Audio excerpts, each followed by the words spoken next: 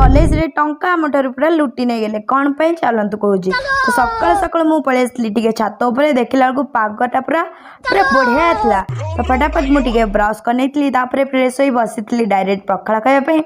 5 minute रे पखाड़ खाई 10 minute रे मोर कॉलेज पहुँच पहुँचु पहुँचु सांग मान सहित देखाई आसी देखे तो एटी आमर महिला मित्र जड़े 24 ରୁ 25 घंटा भितर सब चबर चबर चबर चढ़ होता आज्ञा आज आम रिएडिशन थी तो से आमर ये लंबा लाइन लगी फटाफट आमर सरी जाता रिएडिशन तापर आम आसलु टे बाहर गुपचुप खायापी जेहेतु आज्ञा बहुत दिन हम कॉलेज जाई नी गुपचुप खाई नी तो से फटाफट मोर गोटे गोटे गोटे पर गोटे खाई तापर पहुँच जाइए मोर घरे घरे आसी पहुँचे देखे तो पाग आहरी भयानक था माने वर्षा झिपड़ी झिपड़ी आरंभ कर देता तो देखो मोर खाଇବା भी बढ़िया होता भात ता सहित आम पोटर आलू तरकारी कलर आलू भजा फटाफट टिके गोलाबोली करी खाइबाटा मुझे खाई खाइबाटा आज बहुत टेस्टी था तो वीडियो केमी लगे निश्चित कमेंट जानी।